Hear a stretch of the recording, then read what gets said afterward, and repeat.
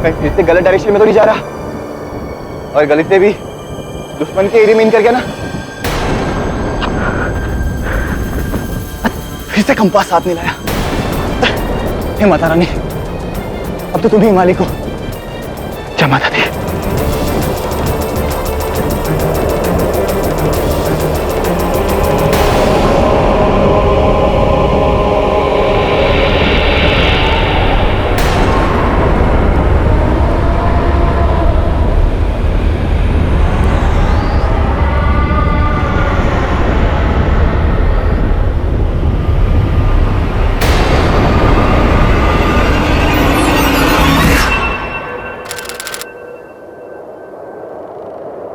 भाई मेरी साथियों,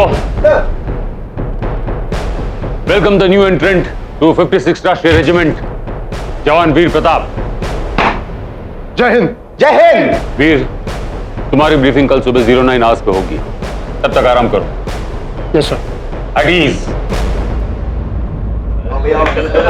लगान दे वापस। चलो भाई।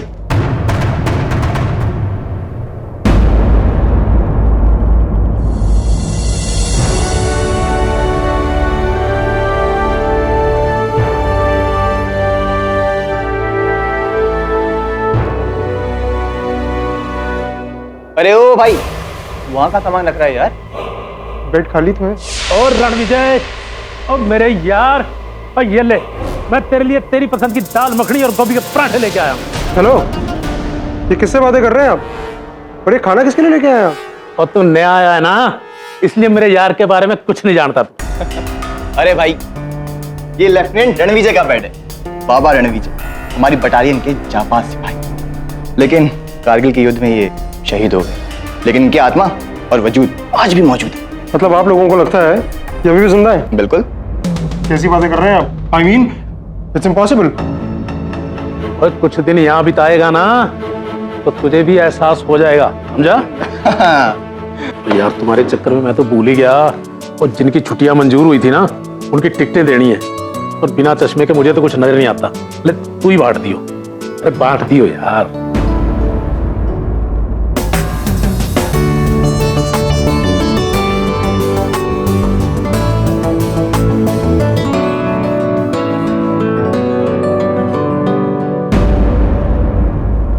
लेफ्टिनेंट रणविजय सिंह।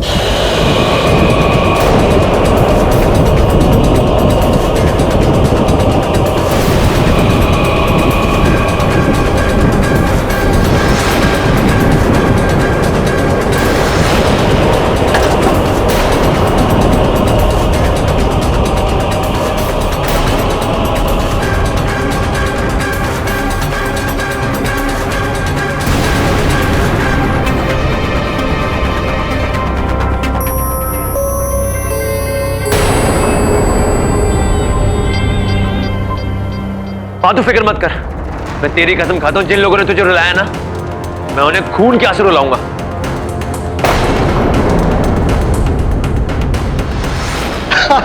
अरे भाई, इसमें इतनी चौंकने वाली कौन सी बात है? रणविजय को भी बाकी सोल्जर्स की तरह साल में 2 महीने की छुट्टियां मिलती हैं। लेकिन एक इंसान जो जिंदा ही नहीं है, वो ट्रैवल कैसे करेगा? ट्रैवल तो तू करेगा, यहां से ऊपर, समझा? तारापा जी, आप भी इस बटालियन में हो? ओ जी, ये देखो, ये मेरे चचेरे भाई तारापा जी। भाई कहता है, और काम दुश्मनों के। अपने बाप से बोल दियो, उसका सारा कर्जा चुका दूंगा, बदले में मेरे घर के पेपर्स मुझे वापस चाहिए, समझा? तो पाजी, मैं ये फैमिली मैटर में क्या? अगर मेरी माँ को कुछ हुआ ना, तो मैं तेरे और तेरे खानदान को खत्म कर दूंगा। अरे यार, मैं इधर को छोड़ो। क्या करोगे तुम लोग? क्या कर रहे हो? हम यहाँ आपस में लड़ने नहीं आए हैं, हम यहाँ दुश्मनों से लड़ने आए हैं। चलो हाथ मिलाओ, चलो यार।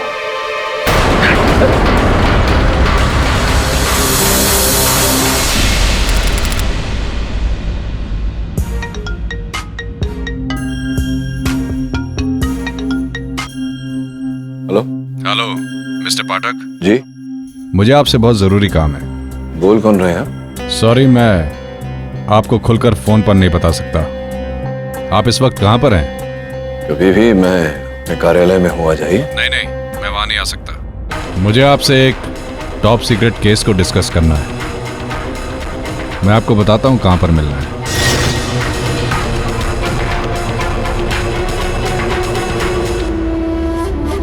Excuse me.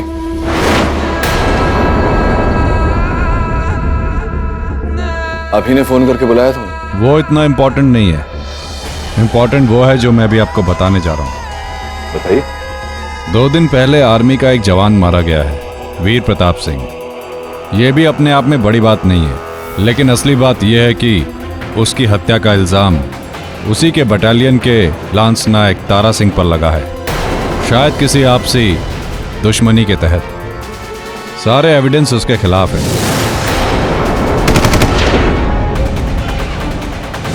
लेकिन वो कहता है कि उसने नहीं मारा। मैं सिविलियन हूँ, इसमें मैं क्या कर सकता हूँ? आर्मी लॉयर तो प्रोसिक्यूशन के लिए कंपलसरी है ही, लेकिन डिफेंस में तो कोई भी खड़ा हो सकता है। अगर तारा सिंह इनोसेंट है और सिर्फ इस वजह से गिल्टी प्रूव हो जाता है तो ये उस पर ज्यादती होगी और हमारी आर्मी के मुंह पर भी कालिक पुत जाएगी। हमारी जनता का विश्वास आर्मी पर से कम हो जाएगा। हिंदुस्तान के हर नागरिक को अपने आर्मी की परवाह है, लेकिन मैं देख रहा हूँ आपको अधिक प्रेम है आर्मी से और आर्मी के जवानों से। कोई विशेष कारण? आप मुझे वेल विशर समझ लीजिए।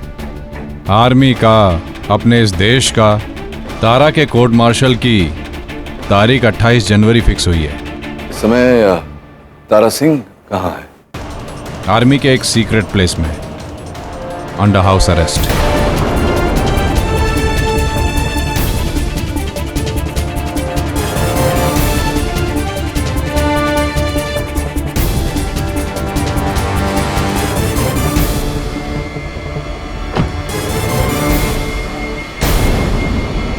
मिस्टर पाठक, हम भी चाहते हैं कि तारा सिंह के साथ इनजस्टिस ना हो, और हमें बड़ी खुशी होगी अगर आप जैसा रिस्पेक्टेड वकील उसको डिफेंड करेगा।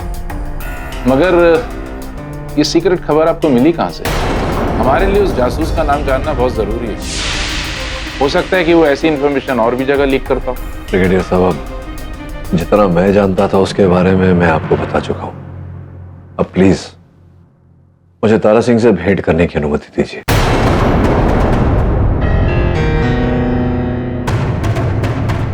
ओके। तारा सिंह,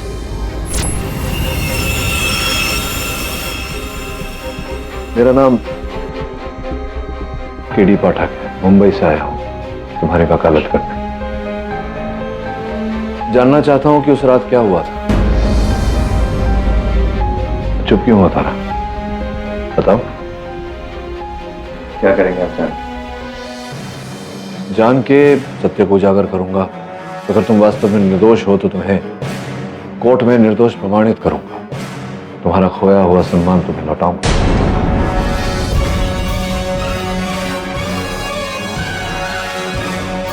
बताओ क्या हुआ था उस रात? क्या पता मुझे। हम दोनों आउटपोस्ट नंबर 32 के पास तैनात थे। मेरा बस चलता तो मैं उसकी शक्ल भी नहीं देखता, पर ड्यूटी इज ड्यूटी।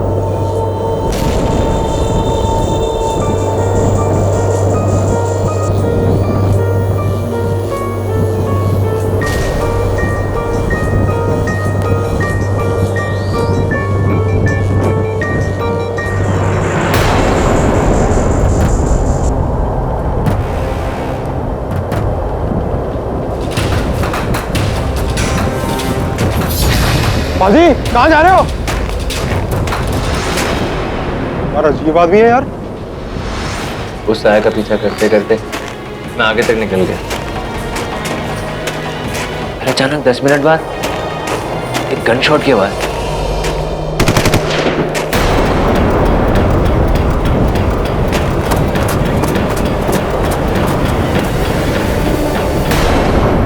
वीर! वीर! वीर! वीर, क्या हुआ तुझे? किसने मारा? किसने मारा इसको? कौन है? वीर! वीर!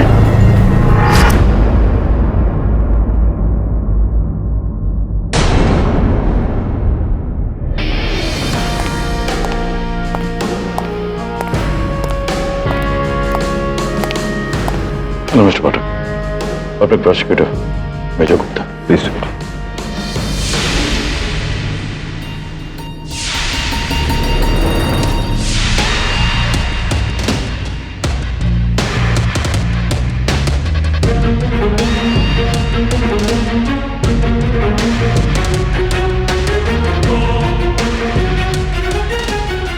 Court Martial number 37 commences on the 20th January 2015. Lance Naik, Tara Singh 56 Rashtriya regiment RPCC section 302 और आर्मी एक्ट 69 के तहत आप पर अपने साथी सोल्जर वीर प्रताप की हत्या का आरोप है। What does the defense have to say about this? Defence इस आरोप को खारिज करती है सर। सर, ये है वीर प्रताप की पोस्टमार्टम रिपोर्ट, जिससे साबित होता है कि गोली पॉइंट ब्लैंक रेंज से चली थी। और ये उसकी बैलिस्टिक रिपोर्ट जो प्रूव करती है कि गोली इंसेस राइफल रजिस्ट्रेशन नंबर 06439 से निकली थी। और ये रिकॉर्ड प्रूव करता है कि ये राइफल तारा सिंह को दी गई थी। Defense, what's your point of view on this? I agree sir. गोली लांस नायक तारा सिंह की गन से ही चली थी, लेकिन वो गन तारा सिंह ने नहीं चलाई थी। वो अपनी गन आउटपोस्ट पे छोड़कर कुछ देर के लिए कहीं गए थे। सर, वो आउटपोस्ट बीच वीराने में थी, वहां किसी का आना नामुमकिन था। आसपास कोई नहीं नजर आ रहा। It just goes to prove that he killed Veer Singh. Any reason for that? Lance naik, Tara Singh, अपना गुनाह कबूल करने के अलावा तुम्हारे पास और कोई रास्ता नहीं। तुमने जो कहानी बनाई अपने लॉयर को सुनाने के लिए, वो बिल्कुल फेक है। You have killed your cousin वीर। तारा के ताऊजी यानी वीर के पिता ने तारा की मां से कर्जा न चुकाने के बदले में घर के कागजातों पर जबरन साइन करा लिया था, क्योंकि उन्होंने कर्ज नहीं चुकाया था और उन्होंने घर से बेदखल कर दिया उनको। तारा की मां सड़कों पे भयानक ठंड में भटकती रही। उसी ठंड ने उनकी जान ले ली। She expired. और हिम्मत रखो तारे, और रब के आगे किसकी चलती है यार। ताराबाजी, चाची जी को क्या हो गया? मैंने कहा था ना तेरे को, अगर मेरी माँ को कुछ हो गया मैं तुम्हें छोड़ूंगा नहीं। छोड़ूंगा नहीं। जान से मार डालूंगा तेरे को। इधर और उस दिन तारा को रेजिमेंट ने leave they the so that he could attend his mother's funeral.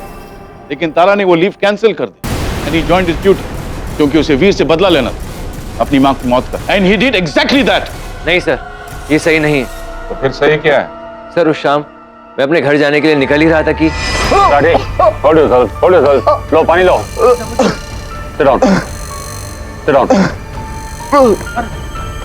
Rathi, इस कंडीशन में तुम रात भर ड्यूटी नहीं कर सकते। ऑलरेडी 8 जवान छुट्टी पर है। अब आउटपोस्ट नंबर 32 पर मैं वीर सिंह के साथ किसे भेजूं?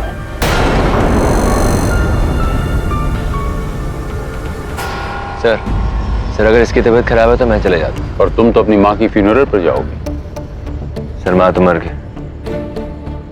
अब धरती माँ ही मेरी माँ, उसकी रक्षा करना ही मेरा कर्म। और आउटपोस्ट नंबर 32 पर तुम्हारे साथ तुम्हारा कजिन वीर सिंह होगा। भाई, तुम्हारी आपसी दुश्मनी। कैसी बातें कर रहे हैं? ड्यूटी पे मैं सिर्फ एक फौजी हूँ, किसी का भाई या रिश्तेदार नहीं। हम मुझ पर भरोसा कर सकते हैं। जेसीओ साहब, तारा सिंह जो कह रहा है, क्या वो सत्य है? जी हाँ, तभी तो मैंने उसे वीर के साथ ड्यूटी पर भेजा था। And I never doubted his integrity और पेट्रियटिज्म। सर, ये देशभक्ति तो तारा के लिए सिर्फ एक बहाना था। उसे ड्यूटी इसलिए ज्वाइन करनी थी क्योंकि वीर भी उसी ड्यूटी पे था। वो एक मौके की तलाश में था ताकि उसे मारकर वो अपनी मां की मौत का बदला ले सके। Does defense agree on this? Absolutely not sir. तो तारा सिंह ने अपने बयान में कहा है कि वो उस रात नाइट लेंस से आसपास के इलाके को मॉनिटर कर रहा था और उसे वहां हलचल भी दिखाई दी। तुम फिर वहां देखने गए, क्या दिखा वहां तुम्हें? उस जगह पहुंचकर मुझे कुछ दिखा नहीं। विजिबिलिटी बहुत कम थी। लेकिन जैसे मैं सर्च कर रहा था वैसे ही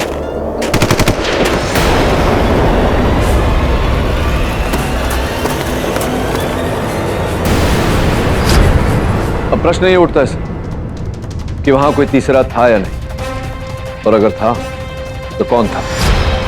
सुविधा राठी, उस रात तारा सिंह आपकी जगह पर ड्यूटी कर रहे थे क्योंकि आपका स्वास्थ्य खराब था।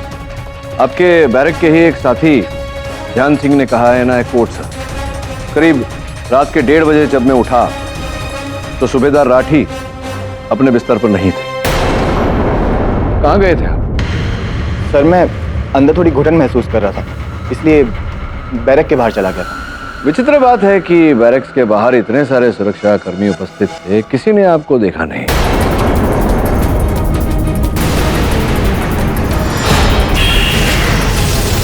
और ये जो आपके कमीज पर बटन लगी हुई है, ये बाकी बटन से अलग क्यों है, कृपया बताएंगे अदालत को? Defence is diverting the case sir. Absolutely not. Barracks की छानबीन करते समय मैं वहां से ये बटन प्राप्त हुआ है।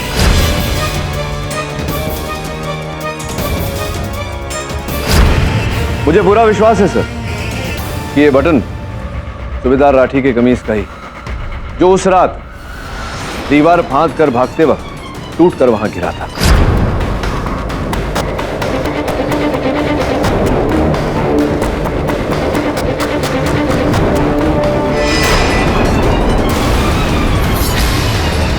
सूबेदार राठी अब अंडर ओथ। संभव है कि अगर आप कोर्ट में झूठ बोलें तो आपके विरुद्ध भी कार्रवाई हो। ये बटन आपकी कमीज का है या नहीं? हाँ सर, लेकिन सर उस रात हम जानते हैं क्या हुआ। इनके बैरक्स के साथी का यह कहना है कि 1:30 बजे ये अपने बैरक्स में नहीं थे, अपने बिस्तर पर नहीं थे, और पोस्टमार्टम रिपोर्ट के अनुसार डेथ भी 1 और 2 के मध्य में हुआ है। संभव है कि तीसरा व्यक्ति जो बॉर्डर पर था वो सूबेदार राठी ही था। नहीं सर, मैं तो सॉरी सर, मैंने आर्मी का डिसिप्लिन जरूर तोड़ा, लेकिन वीर को मारने में मेरा कोई हाथ नहीं, और ना ही उससे मेरी कोई दुश्मनी। तो फिर उस रात तुम गए कहाँ थे?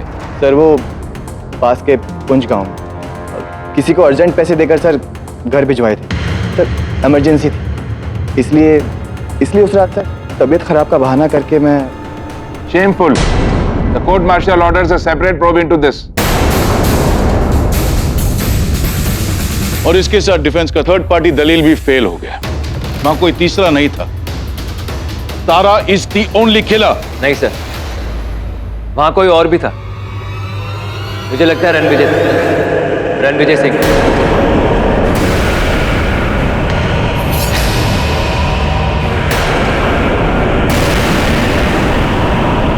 क्योंकि जब मैं वीर के पास पहुंचा तो कौन आया?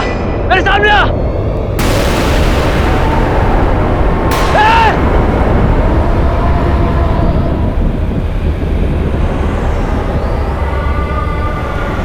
कौन था वो? कहीं वो लेफ्टिनेंट रणविजय सिंह तो नहीं? वीर,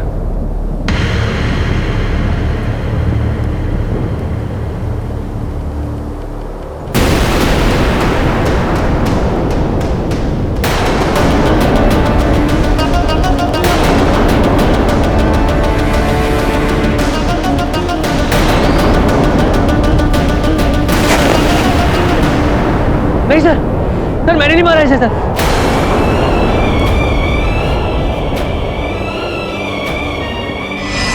नहीं सर, मैंने वहां किसी और सस्पेक्ट को नहीं देखा। अब ये लेफ्टिनेंट रणविजय की बात कितनी सच है आई डोंट नो। उसके तो कई किस्से हैं, पर वो वीर का कत्ल क्यों करेगा? नहीं सर, मैं ये नहीं कह रहा कि लेफ्टिनेंट रणविजय ने वीर को मारा है, लेकिन आई एम श्योर मैंने वहां एक सफेद आकृति देखी थी जो उनकी थी। उन्होंने सब कुछ देखा और वही गवाह हैं मेरे इनोसेंट होने का। और हम 5 साल पहले शहीद हुए सिपाही की आत्मा से पूछेंगे कि लेफ्टिनेंट रणविजय, बताओ वीर को किसने मारा? कम ऑन, यहाँ इंडियन आर्मी का कोर्ट मार्शल चल रहा है, कोई जम्मू का सर्कस नहीं। How can a dead man become an I witness?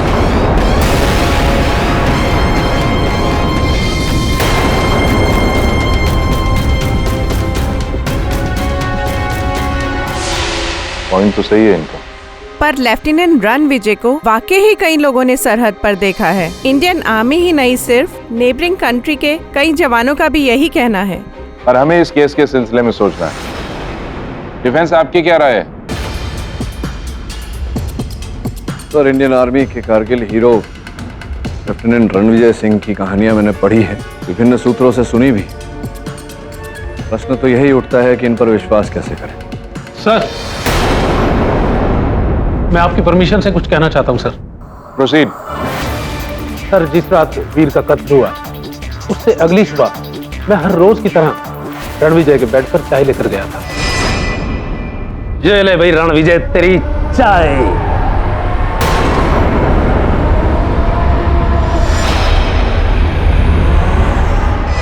और मुझे पूरा यकीन है कि उस रात भी रणविजय अपने जूते पहनकर बर्फीली सरहद पर रक्षा करने गया था। उसने जरूर देखा होगा सर कि वीर को किसने मारा। और उसे किसने देखा? सर प्लीज, ये लेफ्टिनेंट रणविजय की बात कुछ ज्यादा ही बढ़ रही है। या तो डिफेंस लेफ्टिनेंट रणविजय को पकड़ कर यहां लाएं, उसकी गवाही पेश करें, या गुनाह कबूल।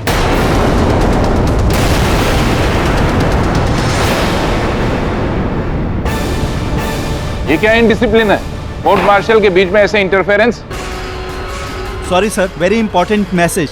बाहर अभी अभी कैंपस में ये कागज सीसीओ के केबिन के बाहर इस फोटो के साथ मिला है। तो सूबेदार तारा सिंह और लेफ्टिनेंट रणविजय की फोटो एक साथ। ये क्या लिखा है? नोट। वो निर्दोष है, उसे छोड़ दो। It's sign by Ranvijay Singh. ये कैसे मुमकिन है? ये जरूर किसी की शरारत है।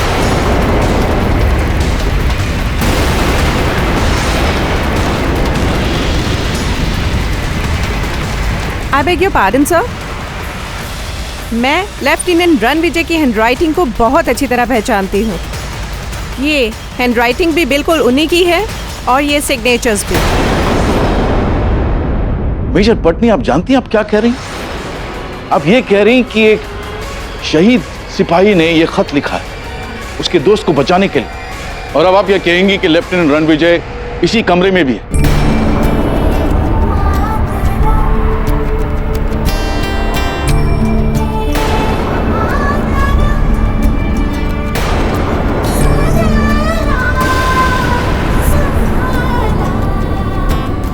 What is going on? I'm sorry sir, मेरा फोन बजा। पर ये रिंगटोन सर, मेरा फोन तो साइलेंट पे था और ये रिंगटोन भी मेरा नहीं है। सर, ये रिंगटोन तो रणविजय का हुआ करता था। वो अक्सर कहा करता था कि ये उसका फेवरेट सॉन्ग है। रणविजय? पर मेरे फोन पे उसका रिंगटोन कैसे आया? Sir, he's here.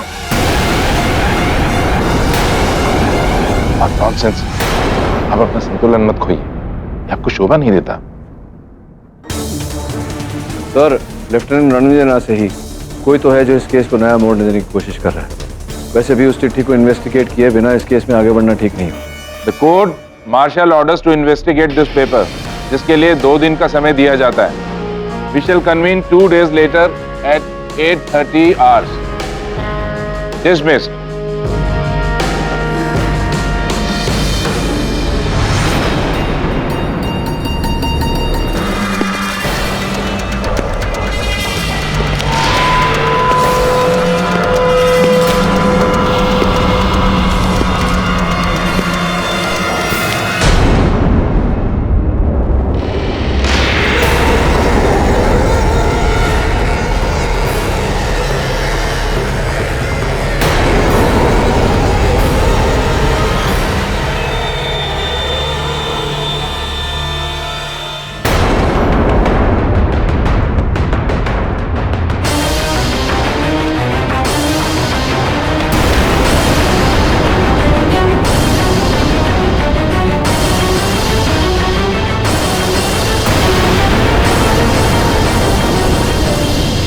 तो लेफ्टिनेंट रणविजय के बूट्स हैं। ये यहां कैसे?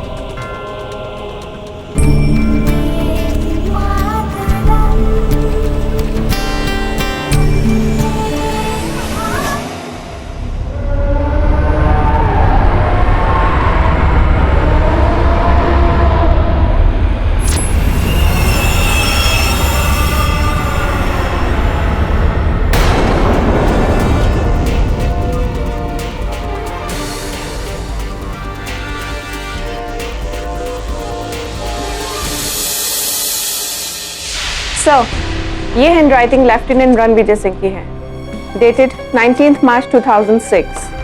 और 3 हैंडराइटिंग एक्सपर्ट्स को दिखाने के बाद उन सब का भी यही मानना है कि ये राइटिंग बिल्कुल लेफ्टिनेंट रणविजय की राइटिंग के साथ मैच करती है। How is it possible? Come in, come in. लगता है मुझे कोई आउट पोस्ट से कांटेक्ट करने की कोशिश कर रहा है। मेजर अस्थाना होंगे। मेजर अस्थाना, मेजर अस्थाना, कम इन। मैं मेजर अस्थाना नहीं, लेफ्टिनेंट रणविजय बोल रहा हूँ। लेफ्टिनेंट रणविजय? तारा सिंह बेकसूर है सर।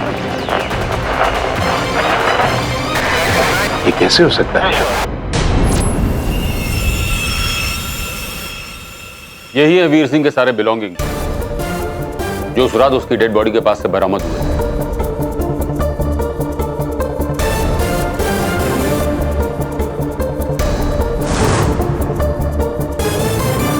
ये इनकी राइफल पर भी ऐसा खंजर, बेयोनेट होना चाहिए।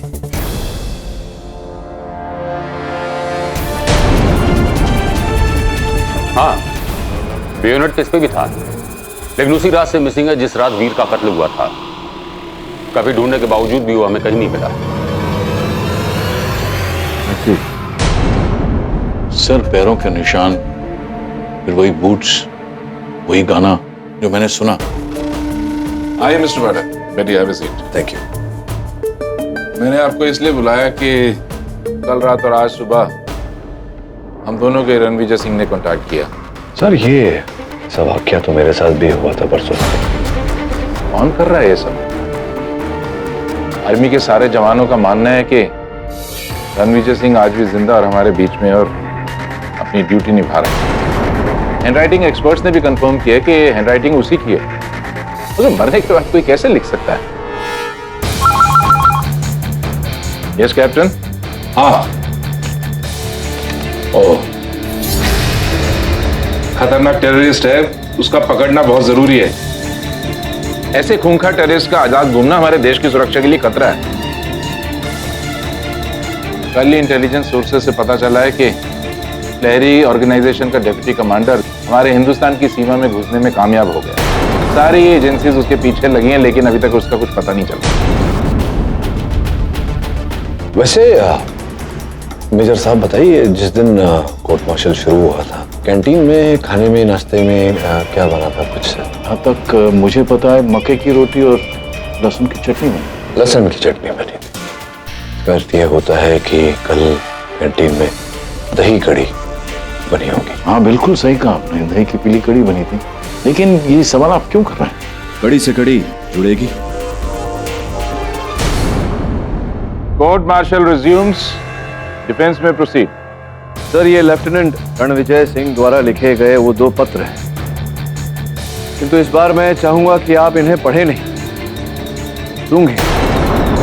Sorry sir, I know it's unusual request, किंतु पहले पत्र से लहसुन की महक आती और दूसरे पत्र पर कोने पर हल्दी लगाओ। ओह, अब समझा आप क्यों पूछ रहे थे। ये दोनों दिन रसोई में लहसुन की चटनी और हल्दी की कड़ी बनी थी या नहीं? जी बिल्कुल ठीक कहा। उस दिन आपको ऐसा लगा होगा कि मैं इसलिए पूछ रहा हूं क्योंकि मुझे भूख लगी है, लेकिन तो नहीं सर, मैं इसलिए पूछ रहा था क्योंकि मुझे ऐसा संदेह था कि ये दोनों पत्र किसी ऐसे व्यक्ति के हाथों से गुजरी जिसका रसोई घर से कोई लेना देना है।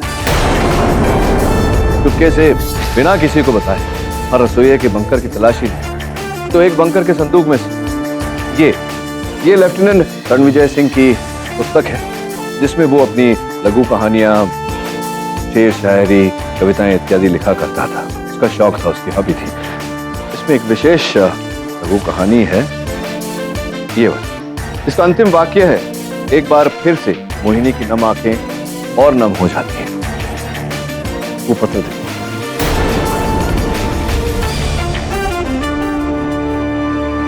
ये हिस्सा यहां से फाड़ा गया था, जिस पर लिखा है वो निर्दोष है, उसे छोड़ दे।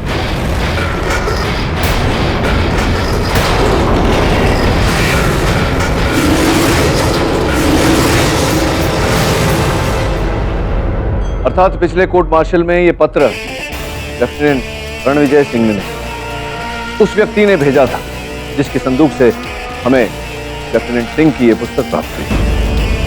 56 राष्ट्रीय रेजिमेंट के कैंटीन इंचार्ज लांस नायक सुखदेव। लांस नायक सुखदेव, प्रश्न ये उठता है कि आपने ऐसा क्यों किया? आपने लेफ्टिनेंट रणविजय सिंह की कहानी को क्यों कुरेदा?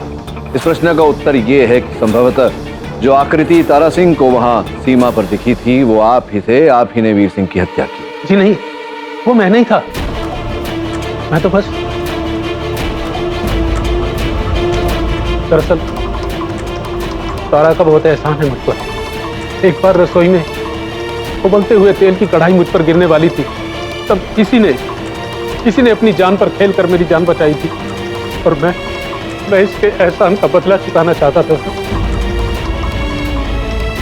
रणवीर और मेरे रिश्ते बहुत अच्छे थे। वो अपनी हर कविता और कहानी मुझे सुनाया करता था सर।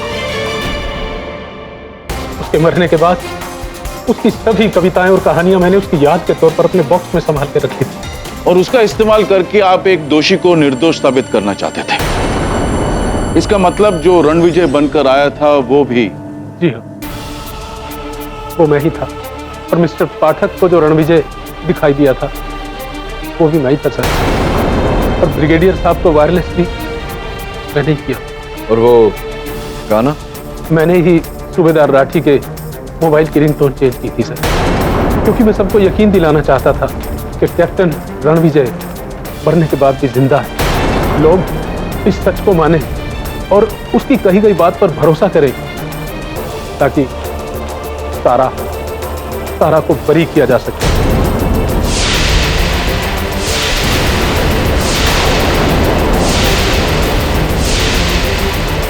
अब तो ये शिकंजा और भी कस गया सर। जैसे लेफ्टिनेंट रणविजय की मिस्ट्री सॉल्व होगी, ये केस ऑलमोस्ट सॉल्व हो गया हो। ये अब तक सॉल्व नहीं हुआ मेजर को।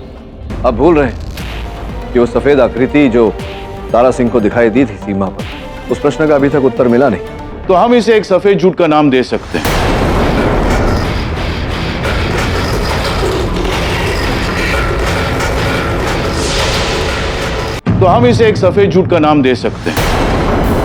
जो तारा ने अपने बचाव में रचा था।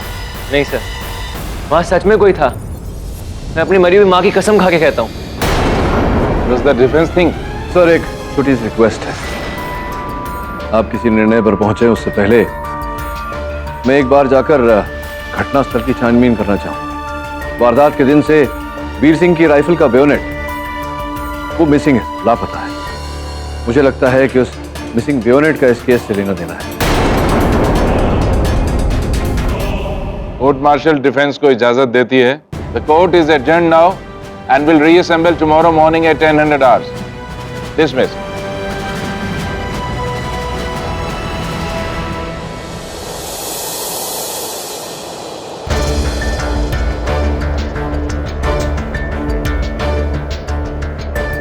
तुम और वीर किसी आउटपोस्ट पे थे? जी सर, एग्जैक्टली यही जगह।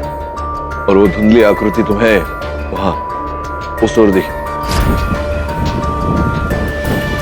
जी सर।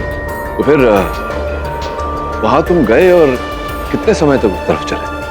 सर, यही कोई लगभग 5 मिनट।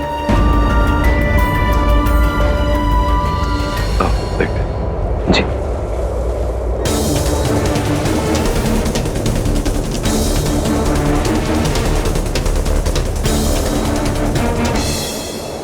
पांच मिनट। तुम लगभग उस दिन यहाँ पहुंचे थे, आउटपोस्ट से जब आए थे, और जब यहाँ पहुंचे तो क्या आसपास कोई नहीं था? कोई नहीं दिखा तुम्हें?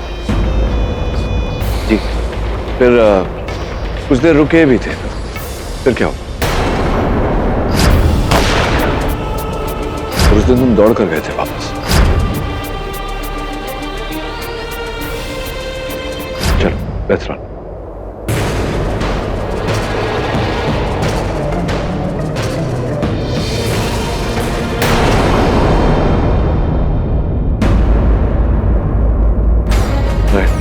और फिर तुमने वीर की लाश को यहाँ पाया, उसे गोली लगी हुई।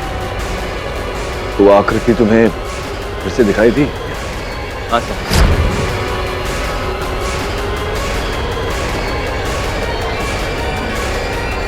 वो अचानक से गायब होगी सर, और मुझे लगता है वो रणविजय ही था।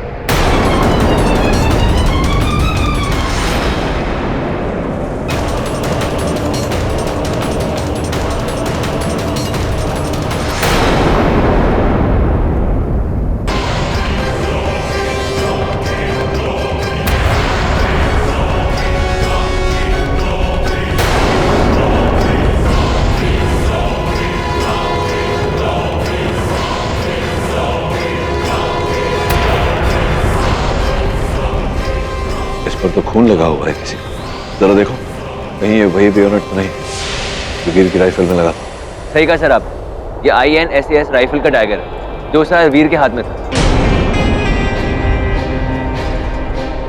लेकिन वीर के शरीर पर तो कोई चाकू का घाव था नहीं, तो फिर ये लहू किसका लगा है?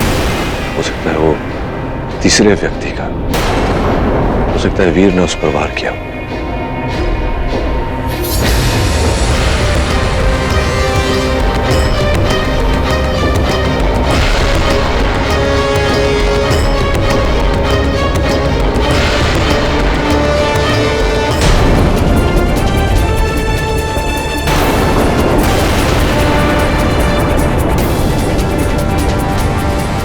खाई में किसी की लाश पड़ी है।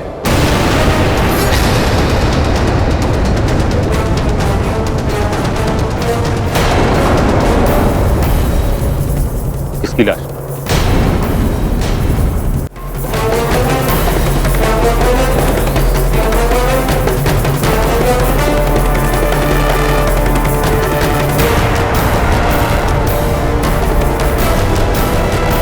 ऊपर लाओ इसे।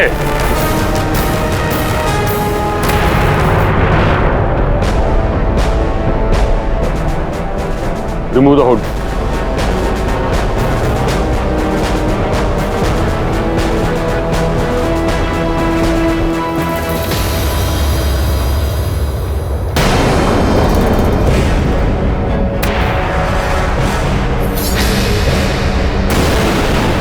लगता है ये लहरी का डेप्यूटी कमांडर समीर मलिक है। इंडियन इंटेलिजेंस एजेंसी इसे ढूंढ रही थी। सर, उस मृत शरीर की शिनाख्त हो चुकी है पूरी तरह, और अब ये 100% प्रमाणित हो चुका है कि वो शव समीर मलिक का ही था। ये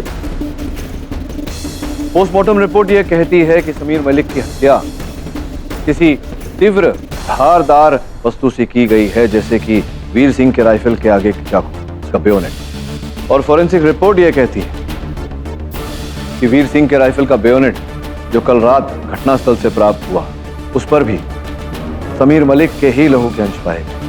सर, मैं डिफेंस को याद दिलाना चाहूंगा कि यहाँ समीर मलिक मर्डर केस का ट्रायल नहीं बल्कि तारा सिंह का कोर्ट मार्शल चल रहा है। हाँ, लेकिन दोनों केसेस जुड़े हुए हैं मेजर गुप्ता। सर, आपको याद होगा कि आरंभ से ही तारा ये कह रहा है कि उसने उस रात सीमा पर सफेद रंग की आकृति देखी। वो सफेद रंग की आकृति और कोई नहीं, समीर मलिक ही था। सफेद हेलमेट, सफेद पोशाक और सफेद बूट्स में स्वयं को छिपाया हुआ था उसने। उस रात कोहरे का लाभ उठाकर सुरक्षा कर्मियों की आंखों में धूल झोंक वो सीमा पार करने में कामयाब भी हो गया। इतने में तारा को कुछ संदेह हुआ और वो उसोर गया।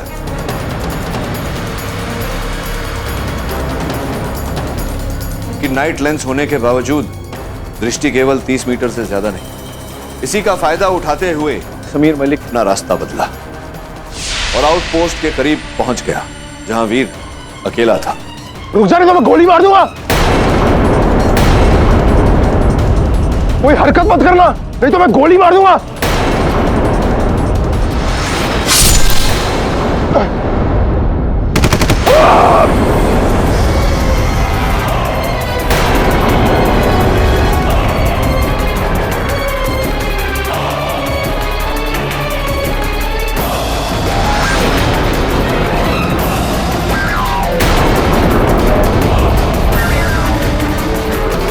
समीर मलिक वहीं पर नीचे खाई में गिर गया था, जहां से उसका शव प्राप्त किया गया। तो अब यह प्रमाणित हो चुका है कि तारा सिंह निर्दोष है। मैं आपसे अनुरोध करता हूं कि तारा सिंह को इसका सम्मान, इसकी वर्दी और इसकी ड्यूटी लौटा दी जाए।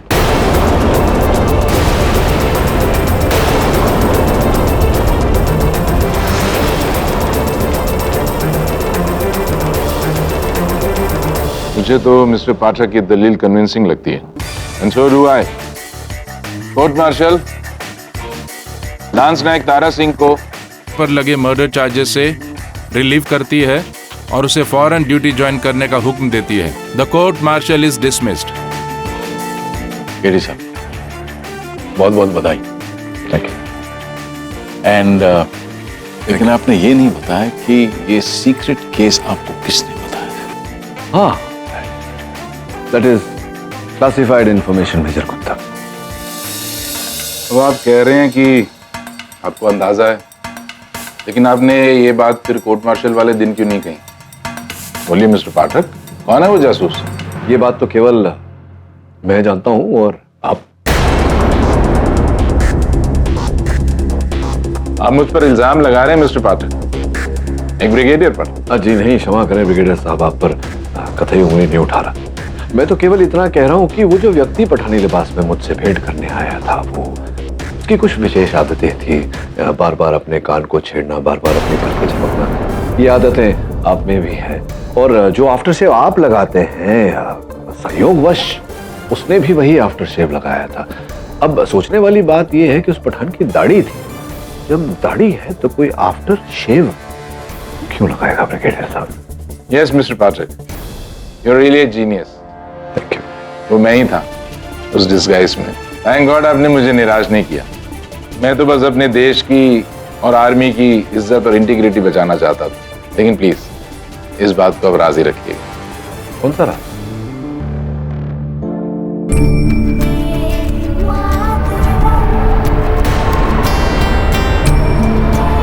लेफ्टिनेंट रणविजय की रिंगटोन है।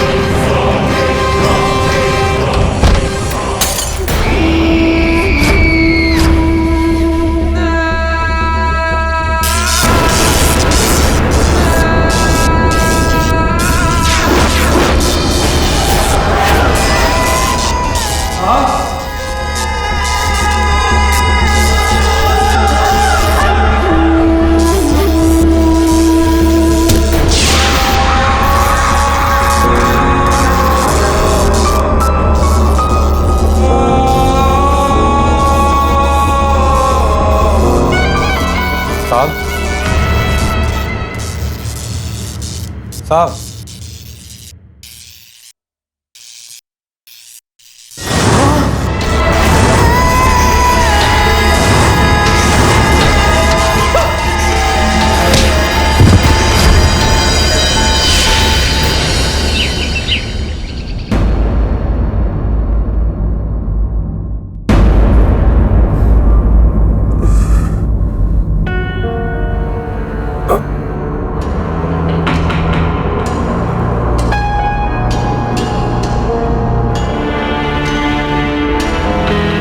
मिस्टर आकाश,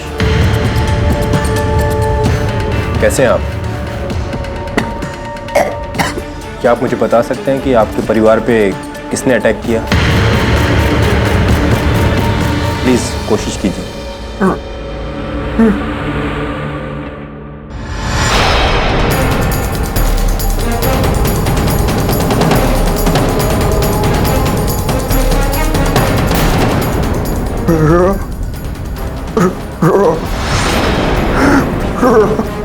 आप किसकी तरफ इशारा कर रहे हैं?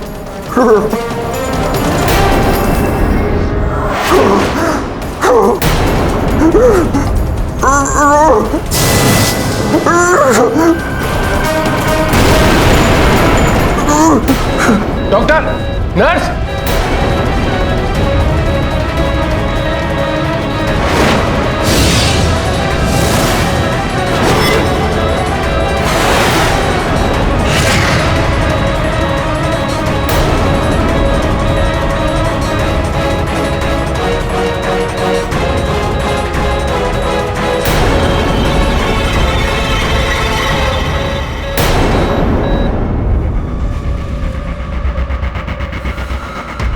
वैसे आप कौन? जी मैं रौनक चावला, आकाश का दोस्त। रौनक चावला?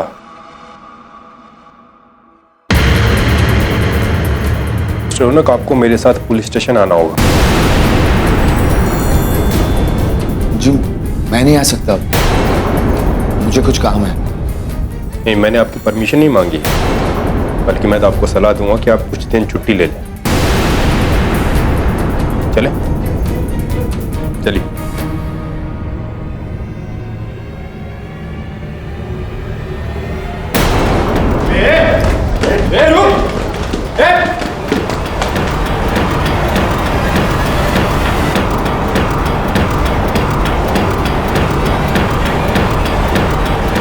कोई काम कर, इसके पीछे भाग भाग।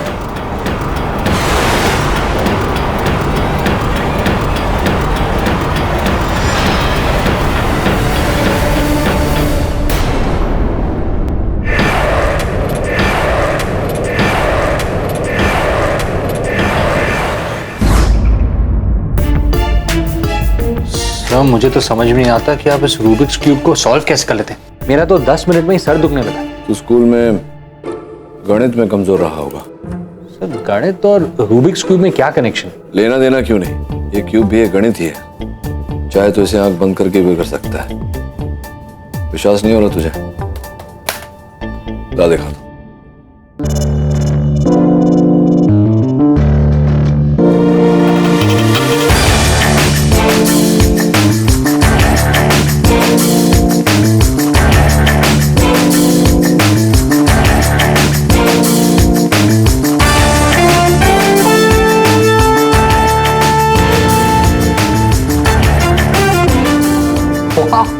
सर आपने आंख बंद करके। Hello boys. Hi ma'am. Wow, ये किसने बनाया? वरुण ने किया। इसकी गणित बहुत स्ट्रांग, 2 ही मिनट में कर दे।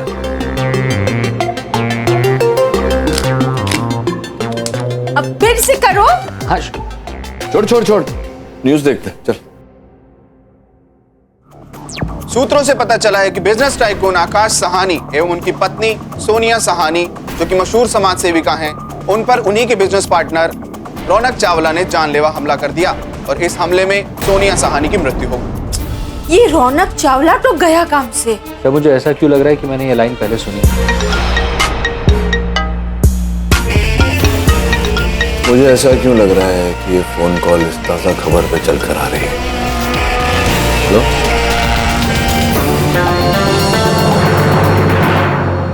मैं गेस्ट रूम में था।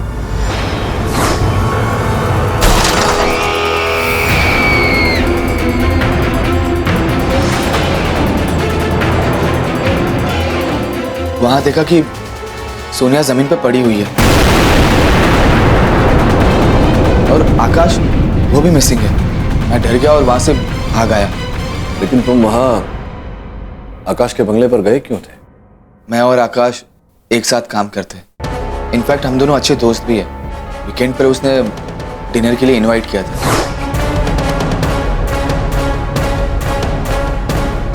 देखो रौनक, हत्या तुमने नहीं की, लेकिन आकाश कह रहा है कि हत्यारे तुम। क्या कारण हो सकता है इसके पीछे?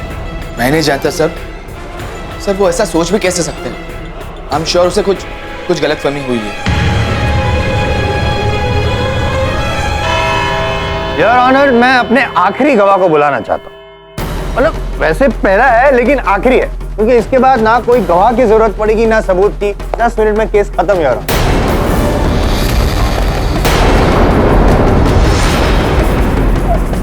अगर आपकी परमिशन हो तो मैं सोनिया सहानी के पति आकाश को कटघर में बुलाना चाहता हूँ। योर ऑनर, अनुमति है।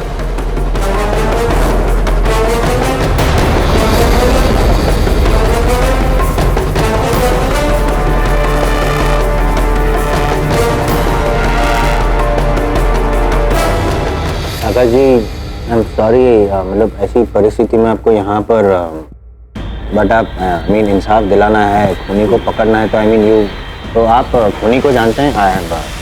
रौनक को जानते हैं? रौनक मेरा बहुत करीबी दोस्त है। बहुत करीबी दोस्त है? नहीं थे। जो किया है ना उसने, जो मैं साबित करूंगा, उसके बाद तो कोई दोस्ती रख भी नहीं सकता उसके साथ। खैर ये बताइए कि उस रात क्या हुआ था? देखिए सर, उस रात मैं बाथरूम में था जब मैंने बाहर से एक जोर से कुछ टूटने की आवाज सुनी।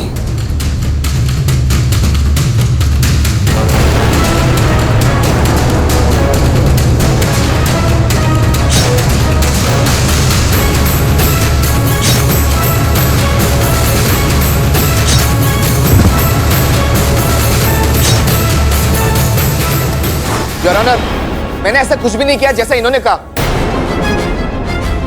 ये सब झूठ है सर। आकाश, तुम झूठ क्यों बोल रहे हो? हाँ, अच्छा आकाश झूठ कह रहे हैं, लेकिन आपकी उंगलियां तो सच कह रही है ना? सच कह रही है। क्वेश्चन नहीं, स्टेटमेंट है मेरा, क्योंकि आपकी उंगलियों के निशान है इस कांच के टुकड़े पे जो वहां पे मौका वारदात से मिला है। दूसरा सवाल पूछता हूँ कि आपको एक बार भी सोनिया और आकाश को बचाने का मन नहीं किया? मतलब ऐसे में चिल्लाओ बचाओ बचाओ मदद करो, ऐसा कुछ नहीं? मतलब इनफैक्ट आप तो दुम दबाकर भाग गए, ऐसा क्यों? योर ऑनर, मैं हाँ सोनिया को ऐसे देखकर डर गया था, इसलिए मैं वहां से भाग आया। आप सोनिया को योर ऑनर, उस रात रौनक ने बहुत शराब पी हुई, नशे की हालत में थे। संभव है कि किसी ने उनकी इस अवस्था का लाभ उठाकर इस कांच के टुकड़े पर उनकी उंगलियों के छाप लिए हो। रही बात वहां से भागने की, तो ऐसी स्थिति में भयभीत होकर भागना योर ऑनर सामान्य प्रतिक्रिया है। और जायसवाल साहब, मोहन ने इन्हें वहां से भागते हुए देखा, हमला या हत्या करते हुए नहीं देखा। योर ऑनर, आकाश की कथन का मूल्य अवश्य होता अगर ये स्वयं उस रात नशे में न होते। इनकी मेडिकल जांच की रिपोर्ट ये कहती है कि उस रात भारी मात्रा में इन्होंने मदिरा का सेवन किया था, ये अपने पूर्व होशोहवास में नहीं थे। इसीलिए मैं अदालत से निवेदन करता हूं कि इनके कथन को पूर्ण सत्य न माना जाए।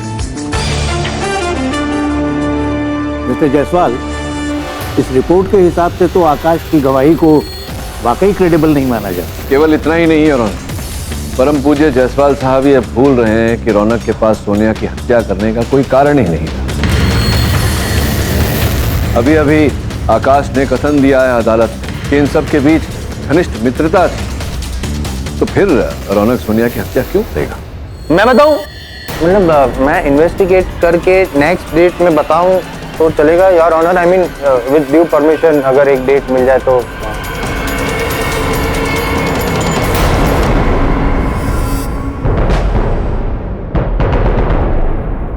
यह अदालत अगली सुनवाई तक मुलतवी की जाती है।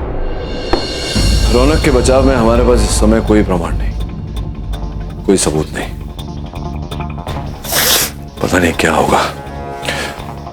वरुण, तू एक काम कर, आकाश के बंगले पे जा, खोज। हो सकता है कि उस रात की घटना को लेकर कोई बात सामने आ जाए। मैं जाता हूं आकाश से मिलने। सुना है किसी फ्लैट में रहने चला गया है।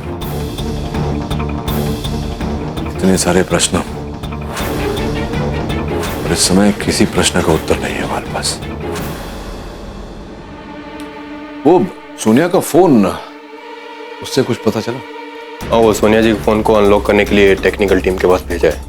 साथ ही रौनक के फोन को भी ढूंढने की कोशिश कर रहे हैं। वो भी हत्या के रात से लापता है।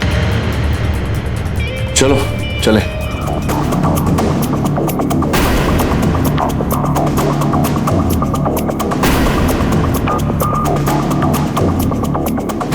ये मिस्टर केडी, आपके हाथ पे धूल मट्टी लग गई होगी, साफ कर लीजिए। ठीक है, थैंक यू। मिस्टर पाठक, यहाँ पर सब कुछ इधर उधर हुआ पड़ा है। सॉरी एक्चुअली मिस्टर केडी, उस रात के बाद मैं बंगले में नहीं रह सकता था।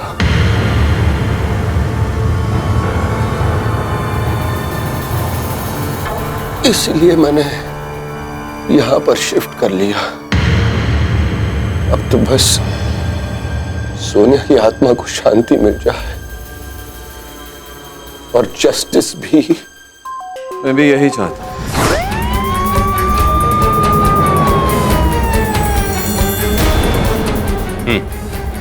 चलो।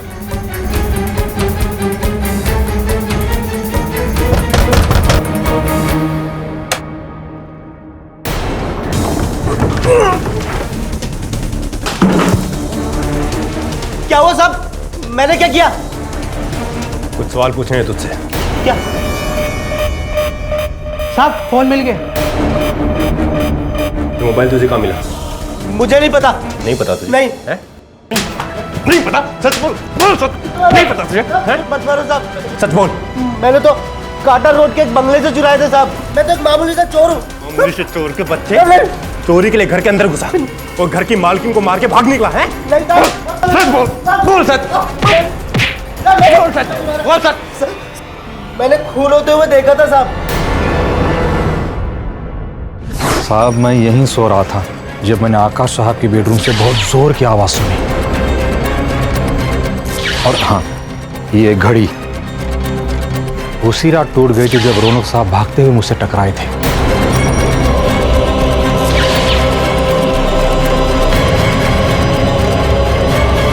देखिए, इस केस के और पहलू खुलना बाकी है।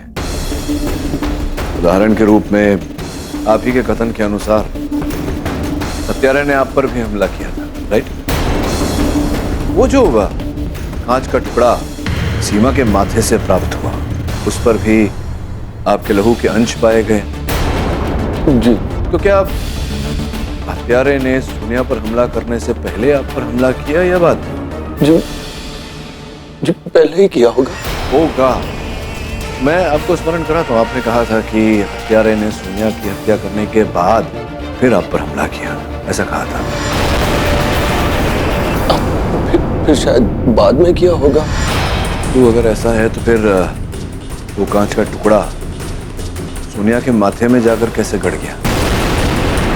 सोचने वाली बात है। देखिए मिस्टर केडी, शायद आप सही कह रहे हैं। मुझे कुछ याद नहीं है। मुझे समझ ही नहीं आया कि उस रात हुआ क्या। अब तो जानते हैं कि हम बहुत ज्यादा नशे में थे मिस्टर केडी। किसे देखा था तूने? साहब वो जब मैं पहले मंजिल पे पहुंचा, खिड़की पे पेच खोलने, तो मैंने देखा कि एक आदमी था साहब, उसने मैडम के सर में कांच घुसा दिया साहब। मुझे देखने ही वाला था कि मैं एकदम से दीवार के नीचे छुप गया साहब। फिर साहब मैं दीवार कूद के नीचे आ गया साहब। कैसा दिखता है वो? लंबा था, छोटा था, कुबड़ा था, कैसा था वो?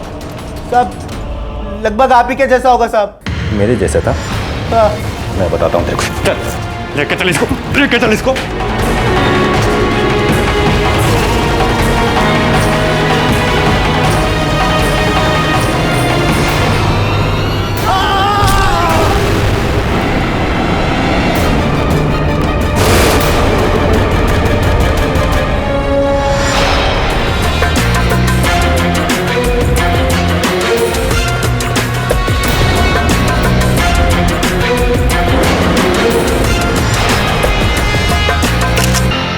उसी बंगलों में रहते? नहीं सर। हाँ, दरअसल उस रात हमारे साहब और बाकी लोगों ने बहुत पी ली थी। मेरा काम बढ़ गया, तो नतीजतन मेरी आखिरी ट्रेन छूट गई। तब आकाश साहब ने कहा कि उस रात मैं उनके बंगले पर ही रुक जाऊँ। शुक्रिया।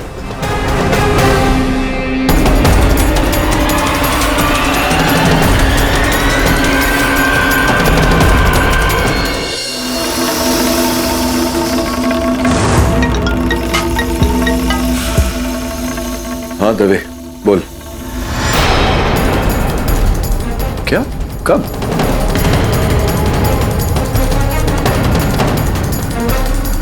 ठीक है। क्या हुआ सर? रौनक का फोन मिल गया। घटना की रात उस घर में कोई चोर भी आया था जिसने उसका फोन चुरा लिया था। वो फोन मिल तो गया, लेकिन जिस व्यक्ति ने उसे चुराया था दुर्घटना में मारा गया। मुझे पूरा विश्वास है कि दुर्घटना नहीं, किसी योजना के तहत उसकी मृत्यु हुई है। ऑब्वियसली हत्यारा नहीं चाहता था कि वो हमें उस तक पहुंचाए। सर रौनक के फोन से कुछ मिला? हाँ, दवे कोशिश कर रहा है रौनक के फोन को अनलॉक करने की। योर ऑनर, आपका टाइम, मेरा टाइम और अदालत का टाइम तो बहुत ही कीमती है। औरों का मुझे पता नहीं, तो हमारा टाइम वेस्ट ना करते हुए मैं एक ऐसा एविडेंस पेश करूंगा आज अदालत में कि 10 मिनट में केस खत्म हो जाएगा, केस रफा दफा हो जाएगा और मेरे खिलाफ आवाज उठाने वाला इंसान इस अदालत से दफा हो जाए। पाठक साहब ने क्या किया, मुझे चैलेंज किया और खुद अपने पैर पे कुल्हाड़ी मार दी। मोटिव ऑफ मर्डर मैंने प्रॉमिस किया था मैं लाऊंगा, मैं लेके आया।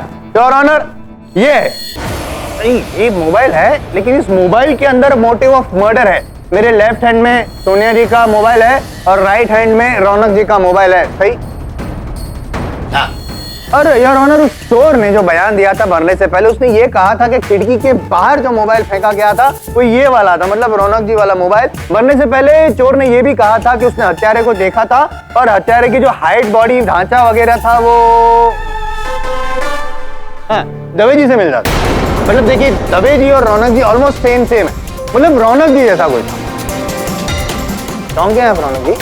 मत चौंकिए, रुकिए, और मैं कुछ बताऊंगा इस मोबाइल के अंदर जो है वो बताऊंगा, उसके बाद आप चौंकिएगा। योर ऑनर, ये जो दो मोबाइल है, सोनिया जी और ये रौनक जी, रौनक और सोनिया दोनों के मोबाइल के बीच में कुछ रोमांटिक मैसेजेस एक्सचेंज हुए हैं। इन शॉर्ट, आकाश के पीठ के पीछे रौनक और सोनिया का रोमांस इलू इलू चल रहा था, योर ऑनर।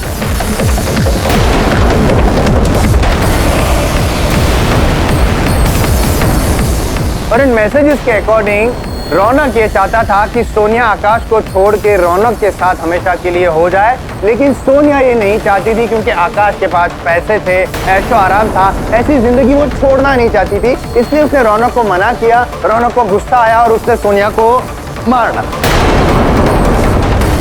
उस रात सोनिया की हत्या के पहले रौनक ने सोनिया को मैसेज किया था कि मैं तुम्हारे इस पाखंडी बर्ताव को झेल नहीं सकता, मुझे बहुत इरिटेशन हो रही है, तुम मुझे बाहर मिलने आओ। तब सोनिया ने रिप्लाई किया कि मुझे तुम में कोई इंटरेस्ट नहीं है। ये मैसेज पढ़ के इनको और गुस्सा आया सोनिया पे, योर ऑनर, और उसने सोनिया की हत्या कर दी।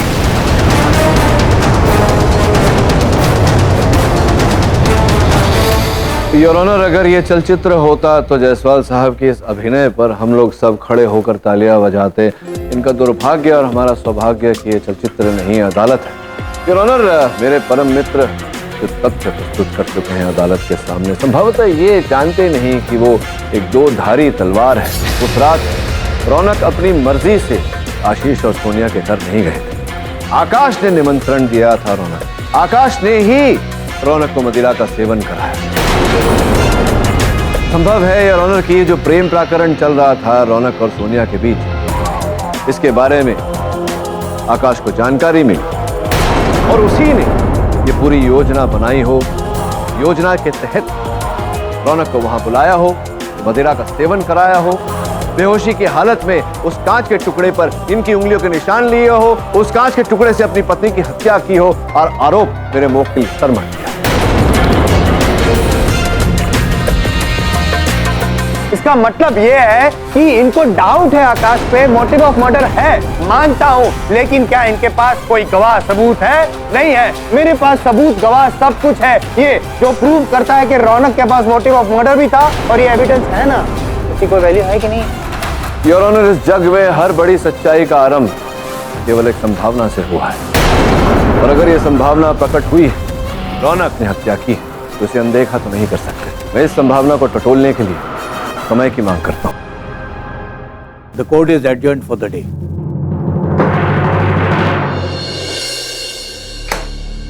केडी सर, सोनिया के साथ तुम्हारा संबंध था, इतनी बड़ी बात तुमने मुझसे छिपाई क्यों? सर, मैं बहुत डर गया था।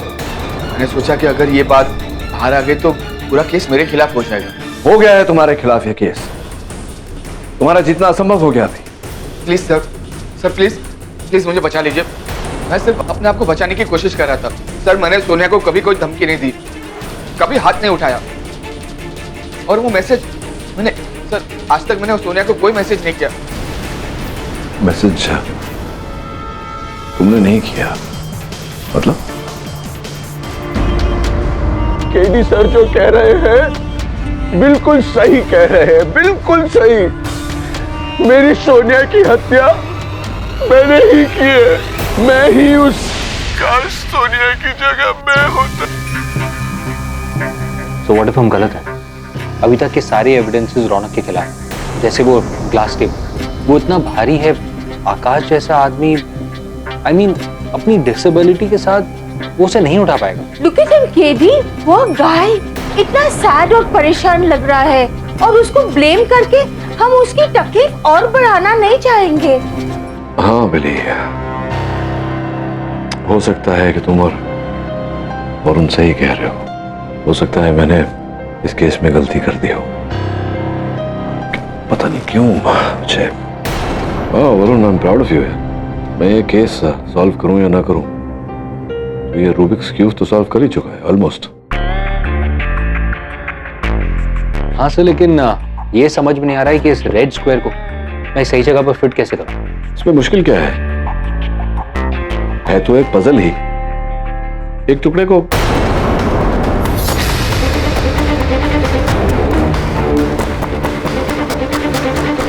एक काम करो, वो जो आकाश के बंगले पे टूटा हुआ टेबल था, उसके सारे कांच के टुकड़े और वो कांच का टुकड़ा जिससे सोनिया की हत्या की गई, वो सब तू यहां लेकर आ। मिस्टर केडी, आइए आइए। जैसा आप चाहते थे बिल्कुल वैसा ही हुआ।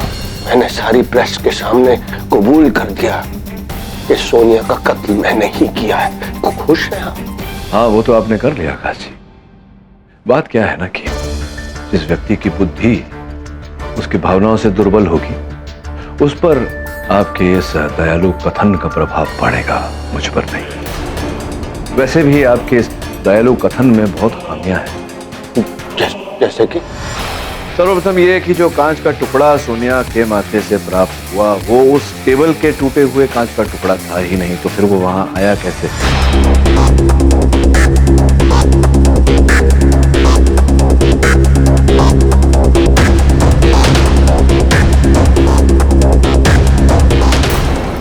ये तो हो गया टेबल पूरा। ये बाकी कांच का टुकड़ा कहां से आया? स्पष्ट है कि उसे वहां रोपित किया गया था रौनक को फंसाने के लिए, जो आपके कथन को बिल्कुल झूठा साबित कर दिए। आपने ही रौनक को बंगले में रुकने का प्रस्ताव दिया था, आपने ही मोहन को उस रात वहां रोका था। और बड़ी सुविधाजनक बात है ना कि साक्षी और हत्यारा एक ही व्यक्ति है। उससे भी अधिक सुविधाजनक बात यह है कि रौनक ने तभी सोनिया की हत्या की जब आप शौचालय में थे। मिस्टर केडी पाठक, हो क्या गया है आपको? क्या क्या क्या क्या कह रहे हैं आप? विक्टिम हूं मैं। मेरी बीवी का कत्ल हुआ, मुझ पर जानलेवा हमला हुआ है। ये मेरी शारीरिक तकलीफ जो है आज तक किसी से छुपी नहीं, और आप मेरा साथ देने के बजाय आप मुझ पर आरोप लगा रहे हैं। Is that right mister KD? एक पीड़ित व्यक्ति और एक अपराधी में जो अंतर होता है वो मैं भली भांति जानता हूं आकाश जी।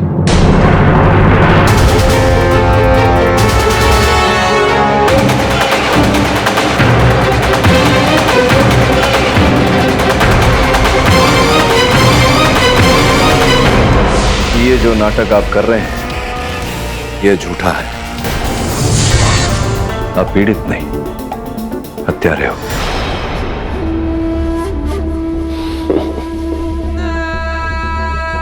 केडी साहब, आप अपनी रेप्यूटेशन पर खरे उतरे। केडी साहब, आपने प्रूव कर दिया कि आप नंबर 1 डिटेक्टिव हैं, नंबर 1। पर अब ये भी तो प्रूव कीजिए कि आप नंबर 1 लॉयर भी हैं। आपने बेशक सच का पता लगा लिया, लेकिन उस सच को सच साबित करने के लिए सबूत नहीं आपके पास। मेरे मुंह से भी सुन लीजिए आप। हाँ, मैंने इस सोनिया का कत्ल किया और उस रौनक को भी मैंने ही फंसाया, मैंने ही। अब आप इस बात को प्रूव करके बताइए, साबित कीजिए इस बात को, साबित कीजिए इसे mister KD Pathak. It's a challenge, challenge.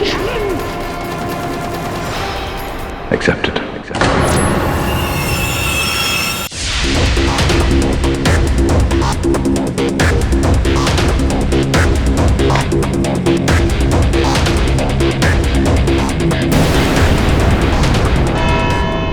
Your honour, ये आकाश की वित्तीय जानकारी है, उसके फाइनेंशियल ट्रांजैक्शन की सूची, साथ में लगा हुआ उसके बैंक अकाउंट का स्टेटमेंट, जिससे ये पता चलता है कि उन्होंने एक मूल्य अपने बैंक के खाते से मैसर्स ब्लैक ईगल के खाते में जमा किया था।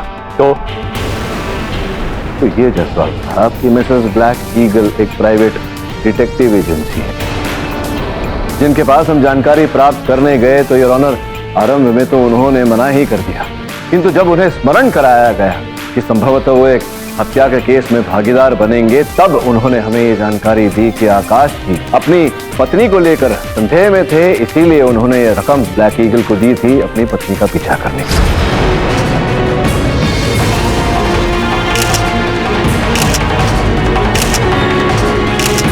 योर ऑनर, इससे स्पष्ट होता है कि आकाश को रौनक और सोनिया के बीच में प्रेम प्रकरण की जानकारी थी। योर ऑनर, सोचने वाली बात है कि जग में कौन सा ऐसा पति होगा जो अपनी ही पत्नी के प्रेमी को घर पे अपनी पत्नी के साथ भोजन करने का न्योता दे। और केवल इतना ही नहीं योर ऑनर, उस रात उसे वहां रुक जाने का भी न्योता दे। ये तो ऐसा ही व्यक्ति करेगा योर ऑनर जिसने योजना बनाई हो अपनी पत्नी और उसके प्रेमी से बदला लेने की, और ऐसा ही आकाश ने किया।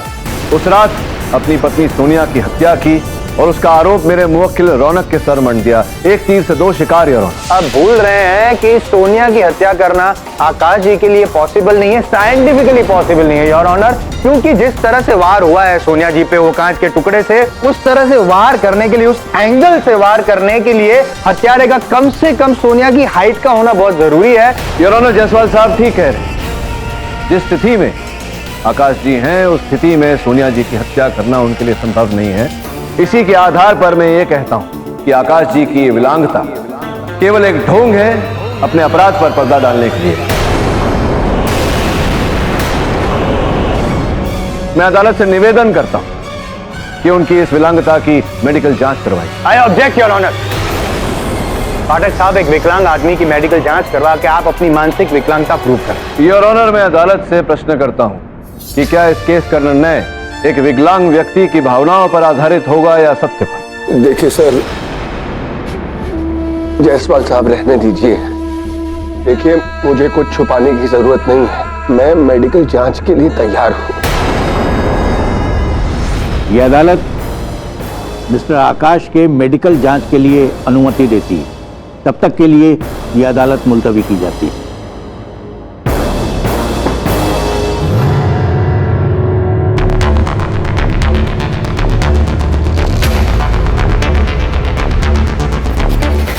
बहुत कष्ट उठा रहे हैं आप, लेकिन चिंता मत करिए, बहुत जल्दी आपके इस खेल से पर्दा उठेगा, आपकी इस विकलांगता से पर्दा उठेगा।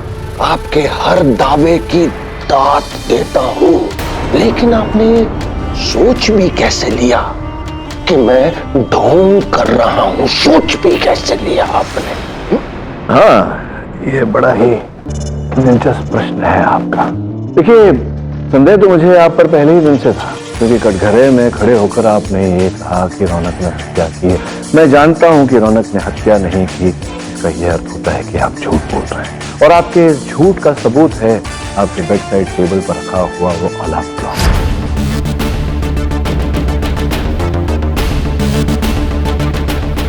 आप तो जानते ही हैं कि 4 और 5 के बीच व्यक्ति एकदम घनिष्ठ निद्रा में होता है। अलार्म बजा, आप उठे, अपनी ये विकलांगता के बारे में भूल गए।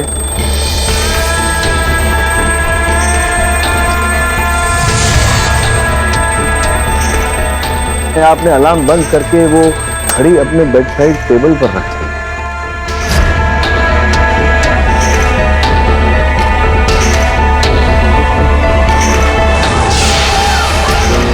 ऊपर रखना भूल गए।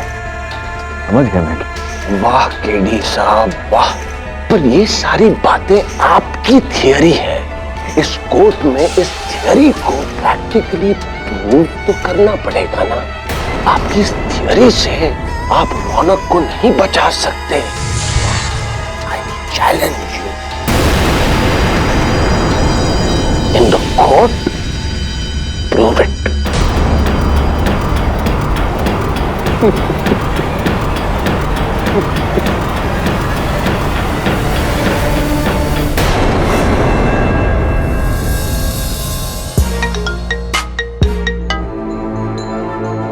दो विपुल। डॉक्टर्स ने कंफर्म कर दिया है कि आकाश सही में हंचबैक है। करीबन 1 साल पहले उसकी कार का एक्सीडेंट हुआ था। डॉक्टर्स ने उसे पोस्ट ट्रॉमेटिक वर्टिब्रल फ्रैक्चर का विक्टिम बताया है। उसकी अभी की एक्सरे रिपोर्ट्स ने उसके डॉक्टर्स की पुरानी मेडिकल रिपोर्ट्स और आकाश के क्लेम को भी कंफर्म कर दिया है। ठीक है दवे, थैंक्स।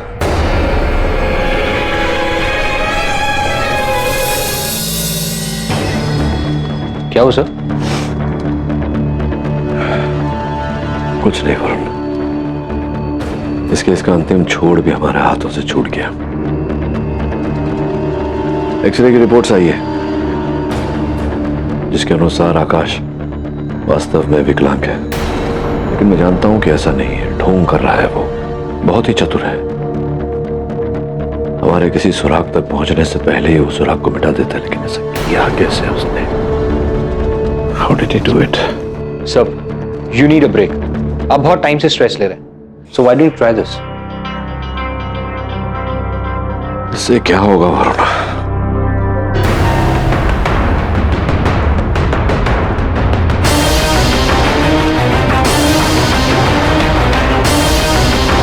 Of course. मैंने पहले क्यों नहीं सोचा? वो सोनिया के टेलीफोन का बिल का है।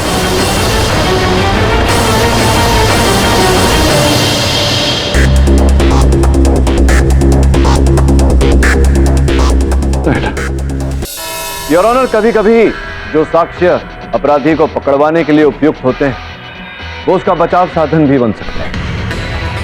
आपकी अनुमति हो तो इस समय पर मैं आकाश के घरेलू सेवक मोहन को कटघरे में बुलाना चाहूंगा। इजाजत। मोहन जी, कृपया बताएं, आपने कहा था कि अचानक एक व्यक्ति आपसे टकराया, आपके हाथों से घड़ी टूट कर नीचे जमीन पर गिरी। ये वाकया जब हुआ समय क्या हो रहा? साहब, उस समय करीबन 1 बज चुका होगा, शायद नहीं, बिल्कुल उचित कह रहे हैं। 1:03 हो रहे थे आपकी घड़ी में। आपकी घड़ी का चित्र है हमारे पास, उसी समय का जब आपकी कलाई से छूटकर जमीन पर गिरी थी, टूटी, संभवतः तभी बंद हो। और आपको पूरा विश्वास है कि आपकी घड़ी सही समय पर चलती थी। साहब, 1 मिनट सही दिखा रही थी। किस आधार पर? क्या साहब, मैंने अपनी घड़ी रेलवे स्टेशन की घड़ी के हिसाब से सेट की थी, क्योंकि रोज सुबह मुझे 6-4 की लोकल पकड़नी होती है। योर ऑनर, सोनिया जी के दूरभाष यंत्र की सूची मैं अदालत के समक्ष प्रस्तुत करना चाहता हूँ। योर ऑनर, इस सूची में एक बहुत ही दिलचस्प बात है। उस रात सोनिया जी का फोन 12:50 से लेकर के 1:10 तक स्विच ऑफ मोड में था। इस सूची से यह भी पता चलता है कि रौनक के धमकी भरे SMS का जवाब 1:10 पर दिया गया, किंतु पोस्टमार्टम रिपोर्ट के अनुसार सोनिया जी की मृत्यु 12:55 पर हो चुकी थी। मेरा अदालत से प्रश्न यह है योर ऑनर कि एक मृत व्यक्ति अचानक उठकर 15 मिनट पश्चात अपना फोन ऑन करके किसी को संदेश भेजे, यह कैसे संभव है?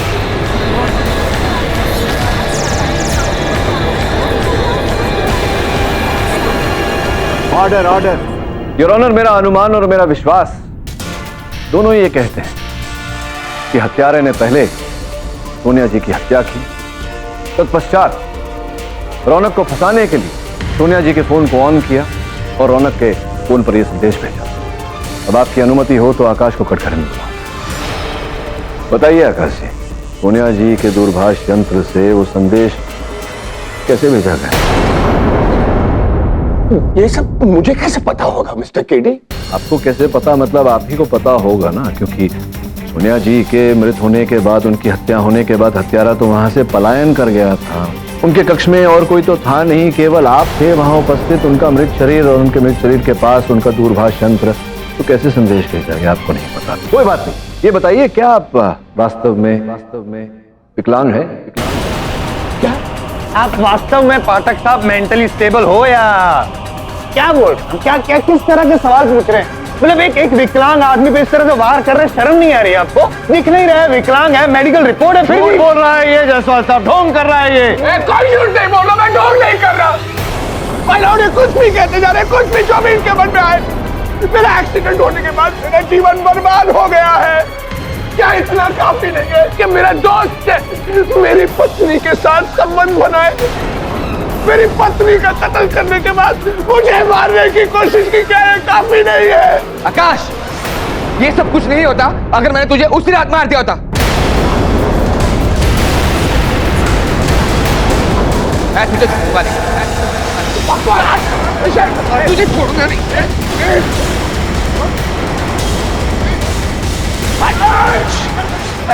मार दूंगा मैं सबको। पांडे साहब हट जाइए। आकाश, मैं तेरी जान ले लूंगा आज। रौनक ऐसा कुछ मत। रौनक, रौनक ने सब झूठी कहानी की है। मैं तुझे आजाद कॉलेज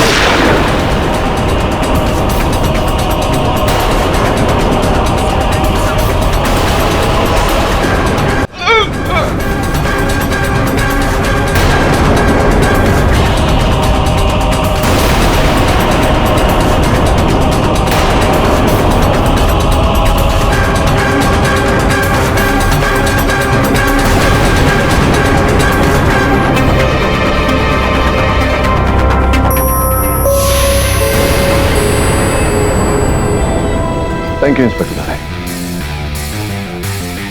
रौनक कट कर जाओ। योर ऑनर, मैं क्षमा चाहता हूं। सत्य को उजागर करने के लिए अदालत में यह छोटा सा नाटक खेलना पड़ा। इंस्पेक्टर दवे की सहायता से। योर ऑनर, उस बंदूक में नकली गोली थी और मैं जानता हूं कि जायसवाल साहब अभी उन एक्सरेज का जिक्र करें।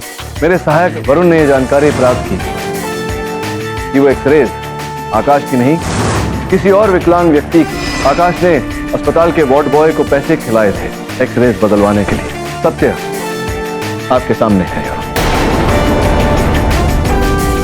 शेष बची कहानी योर ऑनर आकाश के मुख से। उस रात जब सोनिया गहरी नींद में थी, मैं आधी रात को उठा और मैंने सोनिया का सेल फोन बंद कर दिया।